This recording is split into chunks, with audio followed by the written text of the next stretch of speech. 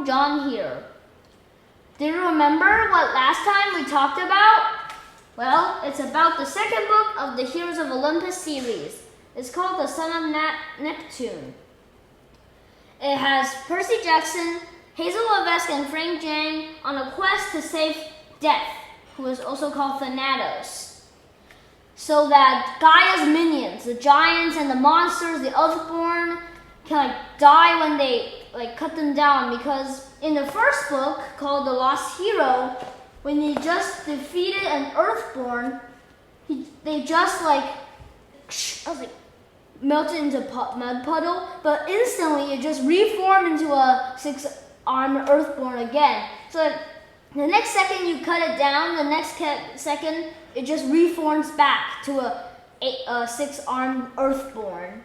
So Percy, Frank, and Hazel has gone on a quest to save Thanatos, free the god of death, who is also Thanatos, so their enemies can die.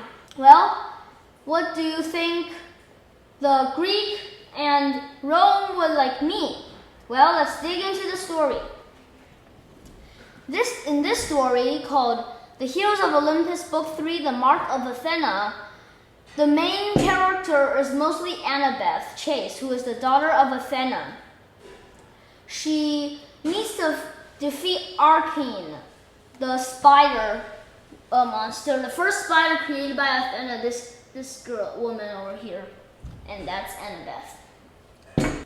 Archene is very vain about her work, so Annabeth has to trick her into weaving called the Chinese handcuffs. So Annabeth has to trick her to weave a Chinese spider cuffs, and Archene climbs into it and can't even escape. You know those Chinese handcuffs? You just put it in, but you can't get out. The more you try, the more tight it becomes. Well, that's what she did to Archene. And for the book, there's 3 parts I want to share you about. The first part, when I read it, I was like, whoa, my god, that was so funny. So I'm going to share it to you today. I have to succeed, Annabeth said simply. The risk is worth it. Hazel twirled her hair pensively. I don't like the idea of you risking your life alone. But you're right. We saw what recovering the Golden Eagle standard did for the Roman legion. If this statue is the most powerful symbol Athena has ever created, it could kick some serious booty, Leo offered. Hazel frowned. That wasn't the way I put it, but yes. Except, Percy took Annabeth's hand again. No child of Athena has ever found it. Annabeth, what's down there? What's guarding it? If that's got to do with spiders, one through pain from a woven jail, Frank recalled. Woven, like webs? Annabeth's face turned as white as printer paper. You know those printer papers, those blank white paper? She just turned like this.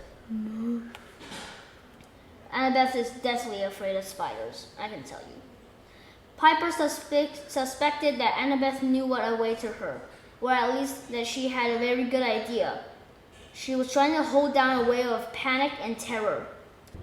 We'll deal with that when we get to Rome, Piper suggested, pulling a little charm speak into her voice to soothe her friend's nerves. It's going to work out. Annabeth is going to kick some serious booty too. You'll see. Yeah, Percy said. I learned a long time ago, never bet against Annabeth.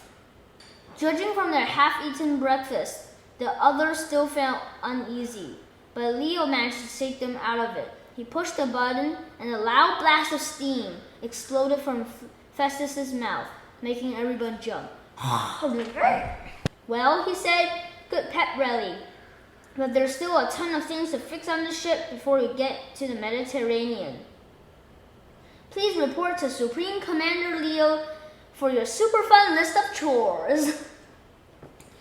Well, that part, if you don't laugh your head off, I don't know what will make you laugh. It's the Athena statue, the Athena Parthenos, which is actually shown a bit over here. You can see there's a mouth, and then there's the dress, not the white dress that Greeks use. And they have to retrieve that this big, and the ark and the spider are only this big, and the statue is like the whole page cover. And Leo said it's gonna kick some serious booty. It's like, because it said the giant's bane made from ivory and gold. Is that the sentence? Well, mostly like that. That means Athena Parthenos, because it's made of ivory and it's decorated with gold and gold paintings. This part though, I also kind of laughed very hard, but still I'm going to share it to you. Go, she told Jason, who forgotten his part of the plan and was staring in amazement at the fruit pile. Go! He grabbed Piper's waist and summoned the wind. They shot away from the island so quickly, Piper almost got whiplash. But it wasn't a second too soon. As the island retreated from view, Hercules' head broke above the mound of goodies. Half a coconut was stuck on his noggin like a war helmet. Kill! He bellowed like he had a lot of practice saying it. Jason touched down on the deck of the Argo too. Thankfully, Leo had done his part. The ship's oars were ready in aerial mode. The anchor was up.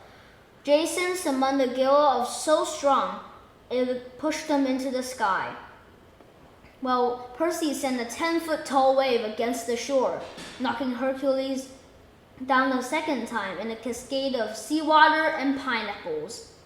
By the time the god regained his feet and started lobbing coconuts at them from far below, the Argo too was already sailing through the clouds above the Mediterranean.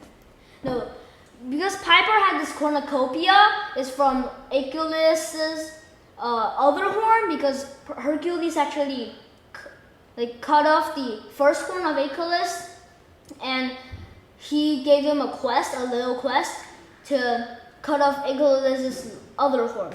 Achilles and Hercules are like mortal enemies because they fought for Deianira, who later became Hercules' wife. No, Hercules was like this. There's a fresh pound of goodies because the cornucopia just gives you whatever you want, your emotions, your feelings. And then when they were going away, Hercules like, half a coconut was like a war helmet, and it's like, kill! Like he was a lot of practice saying it. The last part I'm going to share to you is actually kind of a moral part. How could we take offense? You just try to drown us and suck out our lives. Had no wind. Sorry about that. I was not myself. But you have reminded me of the sun and rain and the streams in the meadows. Percy and Jason, I thank to you and remember the sea and sky. I am cleansed, but mostly thanks to Piper. She shared something even better than clear running water. Hagno turned to her. You have a good nature, Piper, and I'm a nature spirit. I know what I'm talking about. That part was truly like a moral.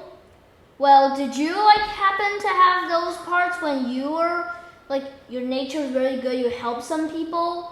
Like Hagno, she was once those withered nymphs because they don't have any water to sustain their life.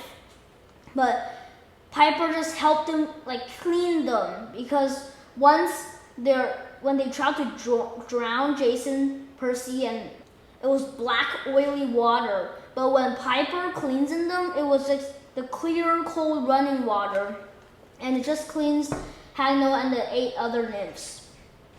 So sometimes you just have a good nature and try to help someone, even though they might seem like a bad guy or a poor, a beggar. Maybe just you can help them and make them feel better, or not do those bad things like a bad guy would do, steal, theft, robbery. Well, that's the end of our review today. Please like and subscribe, and see you next time!